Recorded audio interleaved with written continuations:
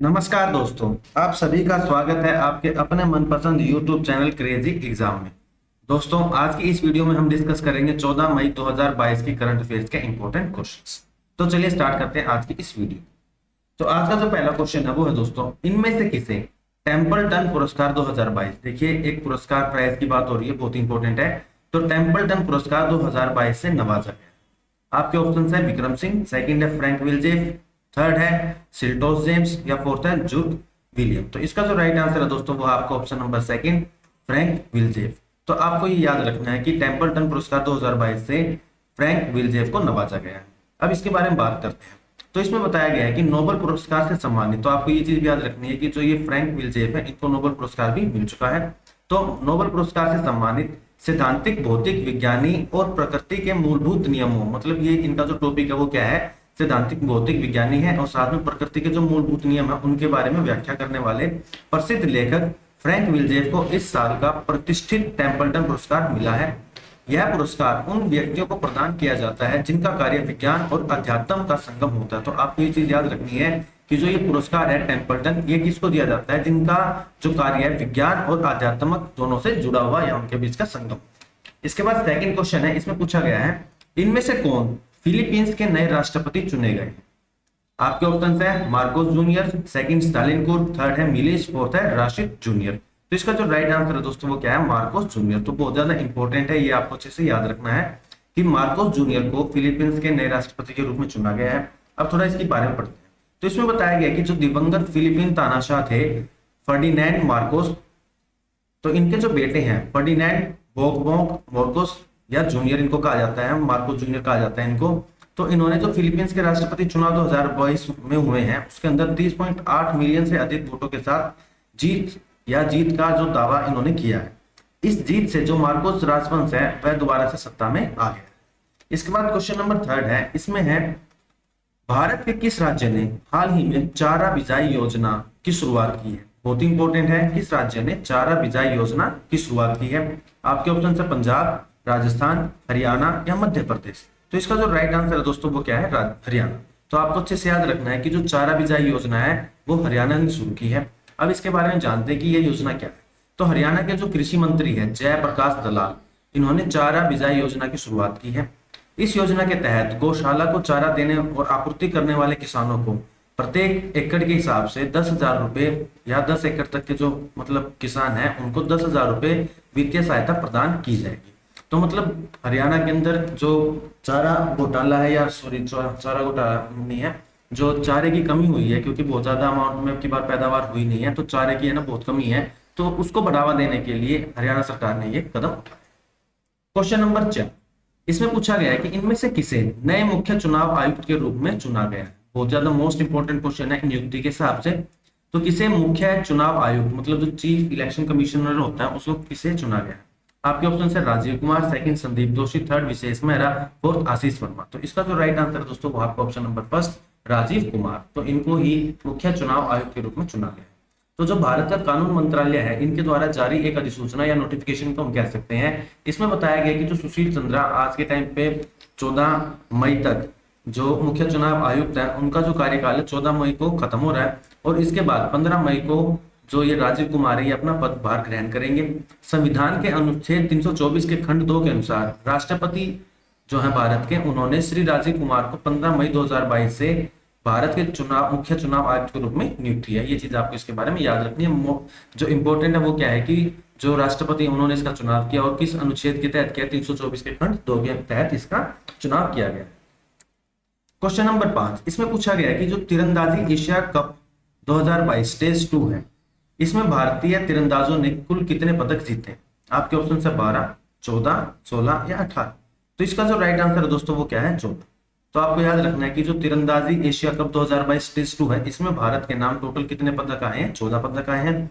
अब इन 14 पदक में से कितने स्वर्ण हैं, कितने कांस्य हैं और कितने रजत हैं, इसके बारे में हम इसमें जानेंगे। तो आपको याद रखना है कि भारतीय तीरंदाजों ने इराक के, तो आपको ये भी याद रखना है कि जो तीरंदाजी एशिया कप 2022 स्टेज 2 है वो कहाँ पर हुआ है, इराक के सुलेमानिया में हुआ है। और इसके अंदर जो भारत ने टोटल 14 पदक जीते हैं, जिसमें से 8 तो क्या है गोल्ड मेडल हैं, 4 आपके सिल्वर मेडल हैं और 2 आपके जो कांस्य पदक जीते हैं, ब्रॉन्ज मेडल आपने जीते हैं।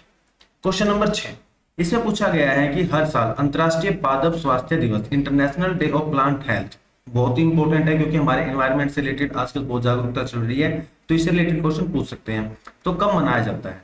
तो इसका जो राइट आंसर आपको बताना है, आपके ऑप्शन से 13 मई, 14 मई, 12 मई या 10 मई। तो इसका जो राइट आंसर दोस्तों वो क्या है? 12 मई। तो आपको याद रखना है प्रत्येक वर्ष अंतर्राष्ट्रीय पादप स्वास्थ्य दिवस किस दिन मनाया जाता है? 12 मई को मनाया जाता है। इसके बारे में बात करते हैं तो संयुक्त राष्ट्र ने पौधों के स्वास्थ्य की रक्षा के लिए वैश्विक जागरूकता बढ़ाने के लिए 12 मई को अंतर्राष्ट्रीय पादप स्वास्थ्य दिवस के रूप में नामित किया हुआ है। तो ये चीज आपको याद रखना है, संयुक्त राष्ट्र द्वारा इसको नामित किया गया है कि जो विश्व भर के अंदर लोगों के मन में ये जागरूकता पैदा करना है कि भाई जो प्लांट्स होते हैं उनके हेल्थ को हमें अच्छे से मेंटेन करके रखना चाहिए, हमें प्लांटिंग अच्छे से करनी चाहिए। क्वेश्चन नंबर 7, इसमें पूछा गया है कि कैटलिन नोवाक, ये नाम है आपको याद रखना है, कैटलिन नोवाक को हाल ही में किस देश की पहली महिला और सबसे कम उम्र की राष्ट्रपति के रूप में चुना गया? जो ये राष्ट्रपति बनते हैं, प्रधानमंत्री बनते हैं, ये बहुत ज्यादा इंपॉर्टेंट होते हैं आपके करंट अफेयर के हिसाब से, तो आपको इनको अच्छे से याद रखना होता है। तो आपके ऑप्शन है हंगरी, ईरान, इराक या सूडान। तो इसका जो राइट आंसर है दोस्तों वो क्या है? हंगरी। तो आपको याद रखना है कि जो कैटलिन नोवाक हैं उनको हंगरी के एक नए राष्ट्रपति के रूप में चुना गया है और ये हंगरी की सबसे पहली महिला और सबसे कम उम्र की राष्ट्रपति भी है। तो इसमें यहाँ पर बताया गया है कि हंगरी की संसद ने कैटलिन नोवाक को देश की पहली महिला राष्ट्रपति चुना है। जो 44 वर्षीय नोवाक हंगरी की सबसे कम उम्र की राष्ट्रपति भी बन गई। क्वेश्चन नंबर 8, इसमें है हाल ही में खबरों में रहा टमाटर फ्लू किस राज्य के लिए स्थानिक है, एंडेमिक है? आपके ऑप्शन है उत्तर प्रदेश, केरल, मध्य प्रदेश या झारखंड।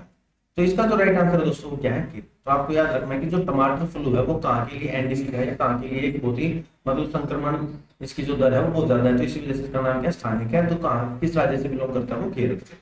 इसमें बताया गया कि जो टमाटर फ्लू है वो एक दुर्लभ वायरस से फैलने वाली बीमारी है जिसमें बुखार, त्वचा में जलन, चकत्ते या निर्जली का कारण बनती है।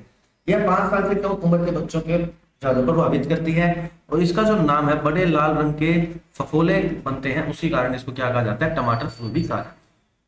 क्वेश्चन नंबर 9, इसमें पूछा गया कि इनमें से कौन सी कंपनी एप्पल को पछाड़कर दुनिया की सबसे मूल्यवान कंपनी बन गई? आपके ऑप्शन है रिलायंस, सेकंड है सऊदी अमारको, थर्ड है अलीबाबा, फोर्थ है अमेजॉन। तो इसका जो राइट आंसर है दोस्तों वो क्या है? आपका सऊदी अमारको। तो आपको याद रखना है सबसे अगर बात करते हैं मूल्यवान कंपनी की आज तक वो कौन थी? एप्पल थी, लेकिन इसको पीछे पछाड़कर सऊदी अरब की सऊदी अमारको सबसे मूल्यवान कंपनी बन गई है। तो दोस्तों ऐसा क्यों हुआ इसके बारे में भी हम जानेंगे। ऐसा इसलिए हुआ दोस्तों क्योंकि टेक्नोलॉजी जो सेक्टर है उसमें सुस्ती है, मतलब बहुत ही मंदा चल रहा है। इसी वजह से जो एप्पल के शेयर है उनके जो दाम है बहुत ही नीचे गिर गए हैं। वहीं जो तेल है इसकी कीमतों में लगातार तेजी की वजह से जो सऊदी कंपनी के शेयर है उनमें बहुत ज्यादा तेजी आई है। इस कंपनी के शेयरों में बहुत ज्यादा तेजी आने की वजह से यह दुनिया की सबसे ज्यादा मूल्यवान कंपनी बन गई है एप्पल कंपनी को पछाड़ के। तो दोस्तों आज की वीडियो का जो लास्ट क्वेश्चन है वो है क्वेश्चन नंबर 10, राज्य सरकार की 4 योजनाओं की उपलब्धि का जश्न मनाने के लिए किस राज्य में उत्कर्ष समारोह कार्यक्रम आयोजित किया गया है? आपके ऑप्शन है हरियाणा, गुजरात, केरल या तमिलनाडु। तो इसका जो राइट आंसर है दोस्तों वो क्या है? गुजरात। तो यहाँ पर जो प्रधानमंत्री नरेंद्र मोदी है उन्होंने गुजरात के भरूच में, आपको याद रखना गुजरात के भरूच में आयोजित उत्कर्ष समारोह कार्यक्रम को वर्चुअली संबोधित किया है। यह जिले में राज्य सरकार की 4 प्रमुख योजनाओं की 100% संतृप्ति के उपलक्ष्य में आयोजित एक कार्यक्रम था। 4 योजनाओं में 12,000 से अधिक लाभार्थियों की पहचान की गई, जिनमें गंगा स्वरूप आर्थिक सहायता योजना, इंदिरा गांधी वृद्ध सहाय योजना, इंदिरा वृद्ध आर्थिक सहाय योजना और राष्ट्रीय कुटुंब सहाय योजना शामिल है। तो आपको ये चीज याद रखनी है, इसका संबंध कौन से राज्य से है? गुजरात राज्य से। तो दोस्तों यह थे आज के 10 क्वेश्चन जो कि बहुत ज्यादा इंपॉर्टेंट है आपके करंट अफेयर के हिसाब से। इनके बारे में जो भी हल्की फुल्की डिटेल बनती है उनको भी हमने यहाँ पर कवर करने की कोशिश की है। उम्मीद करता हूँ आपके लिए वीडियो हेल्पफुल होगी और अगर आप हमारे चैनल पर पहली बार विजिट कर रहे हैं तो इस चैनल को सब्सक्राइब कर दीजिए और बेल आइकन को प्रेस करना ना भूलिए। जय हिंद, जय भारत।